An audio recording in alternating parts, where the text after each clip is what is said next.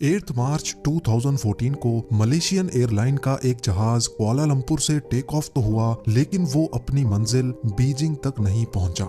आज तक किसी को भी मालूम नहीं पड़ा कि ये जहाज गया तो आखिर गया कहां।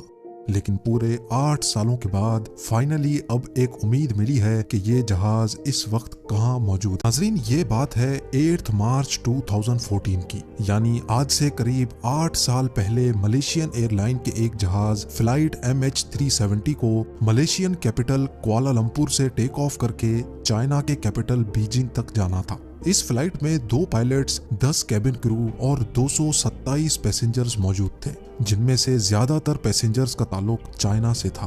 दोनों पायलट्स इंतहाई एक्सपीरियंस थे, जिनमें से 53 साल के कैप्टन ज़ाहरी अहमद शाह को 33 साल का फ्लाइट एक्सपीरियंस था, जबकि 27 साल के को पायलट फारिक अब्दुल हमीद एक जूनियर पायलट थे, जिनको 7 साल का फ्लाइट एक्सपीरियंस था। अगर इस प्लेन की बात की जाए तो 11 साल पुराना ये बोइंग 777 जहाज था, जिसमें ना ही किसी किस्म की कोई प्रॉब्लम थी और ना ही पास्ट में ये जहाज किसी मैकेनिकल या इलेक्ट्रिकल हादसे का शिकार हुआ था। बताने का मेन मकसद सिर्फ इतना है कि ये मलेशिया और चाइना के दरमियान चलने वाली एक बिल्कुल नॉर्मल फ्लाइट थी, जो रोजाना 5 घंटे और 34 मिनटों की प्रवास करके मलेशिया से चाइना या फिर चाइना से वापस मलेशिया जाती थी। लेकिन आज का दिन इस फ्लाइट के लिए किसी भी तरह नॉर्मल नहीं था, बल्कि ये एबनॉर्मल से भी काफी बढ़कर कुछ था। बेशक फ्लाइट MH370 को सिर्फ 5 घंटे और 34 मिनटों के लिए परवाज करनी थी, लेकिन टेक ऑफ से पहले इसमें जरूरत से ज्यादा फ्यूल डाला गया, जिससे वो 7 घंटे 41 मिनट तक फ्लाई कर सकती थी, यानी अपनी रिक्वायरमेंट से भी 2.25 घंटे ज्यादा। ऐसा करना भी एयरलाइंस की एक रूटीन प्रैक्टिस होती है, ताकि अगर प्लेन को खराब मौसम या किसी इमरजेंसी में कहीं और डाइवर्ट किया जाए तो उसके पास एक्स्ट्रा फ्यूल मौजूद हो। ये दिन था 8 मार्च 2014 का और रात के 12:42 पे फ्लाइट MH370 ने रूटीन के मुताबिक कुआलालंपुर से टेक ऑफ किया। फर्स्ट पायलट ज़ाहरी टेक ऑफ से पहले और उसके बाद भी Kuala Lumpur air traffic control tower से डायरेक्ट कांटेक्ट में थे। टेक ऑफ करते ही जहाज ने अपनी डायरेक्शन साउथ चाइना सी की तरफ कर दी और ठीक 20 मिनटों के बाद, यानी रात के 1:09 पर जहाज में लगे ट्रांसपोंडर ने अपनी current GPS location Kuala Lumpur air traffic control tower के रडार को भेज दी। ये ट्रांसपोंडर का ऑटोमेटिक फंक्शन होता है, जो हर थोड़े टाइम के बाद अपनी करंट लोकेशन करीबी रडार्स तक पहुंचाता है। अभी तक तो सब कुछ ठीक प्लान के मुताबिक चल रहा था। इसके ठीक 10 मिनटों के बाद, यानी रात के 1:19 पर जब flight MH370 Malaysian air jurisdiction से निकलकर वियतनाम की एयर जुरिस्डिक्शन में जाने लगी, तो कुआलालंपुर के कंट्रोल टावर ने आखिरी बार फर्स्ट पायलट ज़ाहरी से कांटेक्ट कि अब फ्लाइट MH370 को वियतनाम की सिटी होची मिन्ह के कंट्रोल टावर से कांटेक्ट करना चाहिए। फर्स्ट पायलट कैप्टन ज़ाहरी ने ये मैसेज सुना भी और उसका जवाब भी दिया, गुड नाइट MH370। ना ही कंट्रोल टावर को पता था और शायद ना ही कैप्टन ज़ाहरी को कि उनका ये गुड नाइट वाला मैसेज MH370 से रिसीव होने वाला आखिरी मैसेज होने वाला है। ये वो वक्त था जब फ्लाइट को टेक ऑफ किए अब पूरे 37 मिनट्स गुजर चुके थे। अब नॉर्मली होता यूं है कि प्लेन जब तक अपनी मंजिल तक नहीं पहुंच जाता, वो अपने रास्ते में आने वाले किसी भी बड़े एयरपोर्ट के एयर ट्रैफिक कंट्रोल टावर से कांटेक्ट में रहता है, और यहाँ भी कुछ ऐसा ही होना था। लेकिन सब कुछ जो अभी तक नॉर्मली चल रहा था, वो अब एबनॉर्मल होने लगा। जी हाँ, अपने आखिरी मैसेज के ठीक 3 मिनटों के बाद, यानी रात के 1:21 पर फ्लाइट MH370 अचानक रडार से गायब हो गई। यानी कुआलालंपुर और होची मिन्ह दोनों के रडार से प्लेन पूरी तरह से गायब हो चुका था। अब ये बात कुआलालंपुर टावर के लिए तो बिल्कुल नॉर्मल थी, क्योंकि उन्होंने समझा कि MH370 अब वियतनामीज एयर स्पेस में दाखिल हो गया है, इसी वजह से उनके रडार से गायब हो गया। लेकिन जब होची मिन्ह कंट्रोल टावर ने फ्लाइट MH370 को अपने रडार से गायब होते देखा, तो उनको कुछ गड़बड़ लगी। उन्होंने फौरन कैप्टन से खैरियत मालूम करने के लिए वायरलेस किया, तो आगे से किसी ने भी कोई जवाब नहीं दिया। अगले 18 मिनटों तक होची मिन्ह टावर MH370 से कांटेक्ट करने की कोशिश करता रहा, लेकिन कैप्टन की तरफ से फिर भी कोई जवाब नहीं आया। और तभी होचिमिन टावर ने कुआलालंपुर टावर से कांटेक्ट किया और उनको सिचुएशन से अपडेट किया। अब नॉर्मली इस कंडीशन में 1 घंटे के अंदर अंदर रेस्क्यू सेंटर को इन्फॉर्म करना होता है, लेकिन कुआलालंपुर कंट्रोल टावर ने पूरे 4 घंटों के बाद एरोनॉटिकल रेस्क्यू कोऑर्डिनेशन सेंटर को इन्फॉर्म किया और तब तक बहुत देर हो चुकी थी। सुबह के 6:15 हो चुके थे और यही वो टाइम था जब MH370 को बीजिंग में लैंड करना था। एक उम्मीद थी कि शायद जहाज अपने वक्त पर बीजिंग लैंड कर जाए, लेकिन वहां से भी कोई अच्छी खबर नहीं आई। खैर, सुबह के 6:32 पर ठीक उस जगह जहां से प्लेन गायब हुआ था वहां एक सर्च ऑपरेशन स्टार्ट किया गया, जिसमें 7 कंट्रीज की 34 शिप्स और 28 एयरक्राफ्ट्स ने फ्लाइट MH370 को गल्फ ऑफ थाईलैंड और साउथ चाइना सी के बॉर्डर पे ढूंढना शुरू किया, लेकिन बदकिस्मती से वहां प्लेन का नामो निशान तक ना मिला। इस वक्त तक पूरी दुनिया को इस हादसे का पता चल चुका था। टीवी, न्यूज वेबसाइट्स और सोशल मीडिया सब के सब सिर्फ यही खबर दिखा रहे थे। इस दौरान कई मुल्कों की इन्वेस्टिगेशन टीम्स भी सर्च ऑपरेशन का हिस्सा बन गईं। प्लेन का अचानक तमाम रडार से गायब हो जाना वाकई किसी को भी हजम नहीं हो रहा था, और अगर वो इस एरिया पर समंदर में क्रैश भी होता तो इतना बड़ा जहाज है, कोई ना कोई चीज तो पानी पर तैरती हुई जरूर नजर आनी चाहिए थी। अगले पूरे 4 दिनों तक ये सर्च ऑपरेशन चलता रहा, पर कहीं से भी कोई अच्छी खबर ना मिल सकी।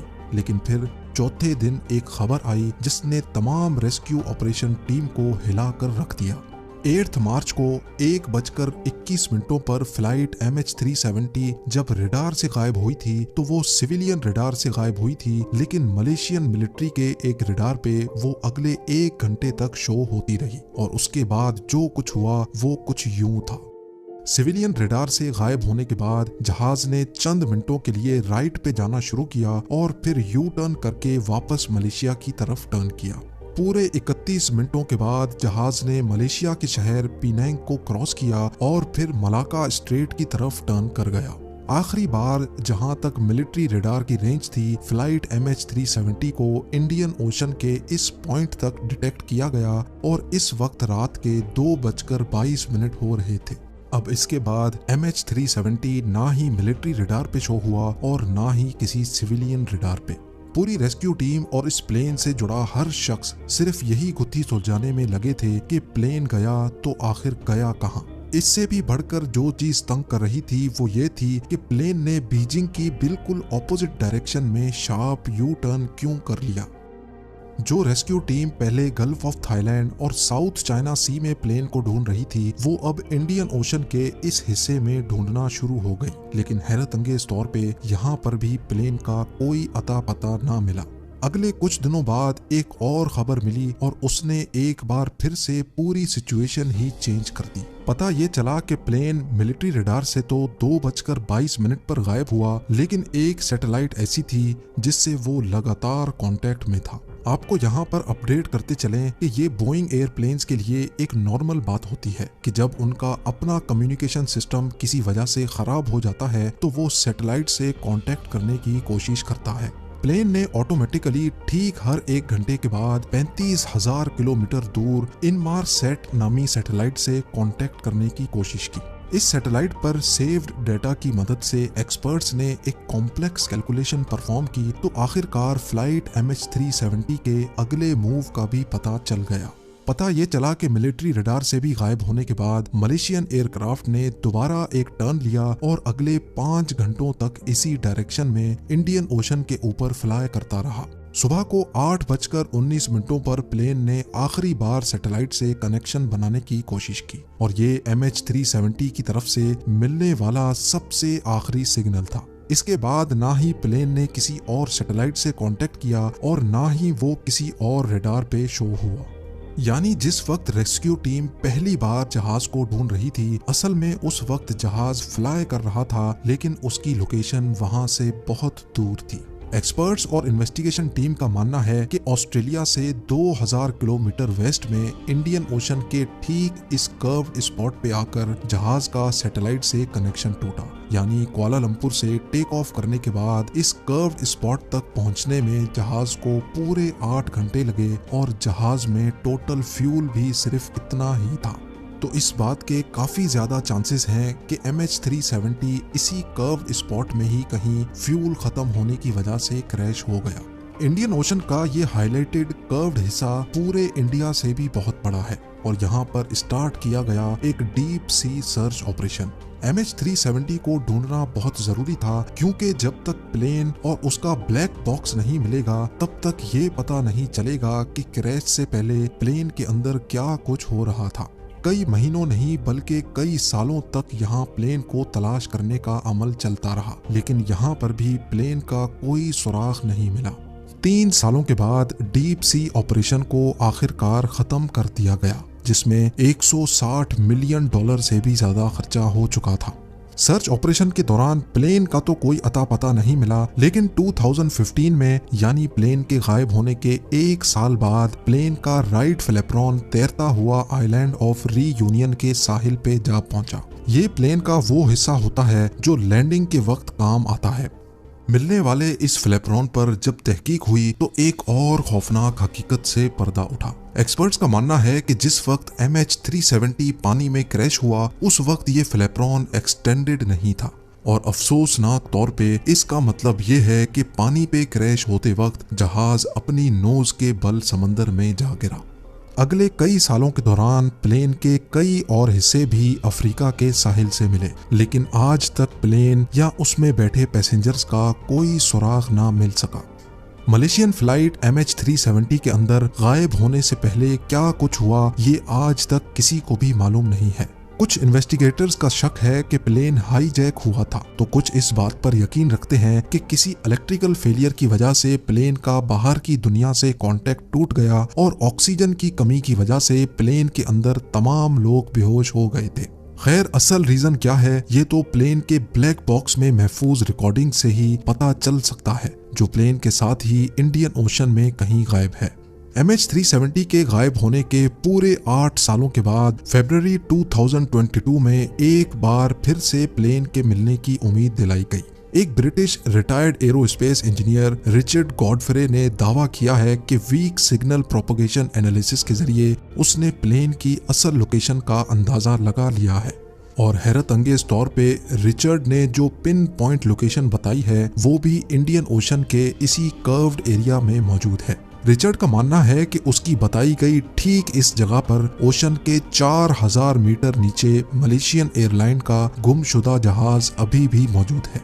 ये उतनी ही गहराई है जितना नीचे टाइटैनिक शिप पूरे 74 ईयर्स की कोशिशों के बाद 1985 में मिली थी।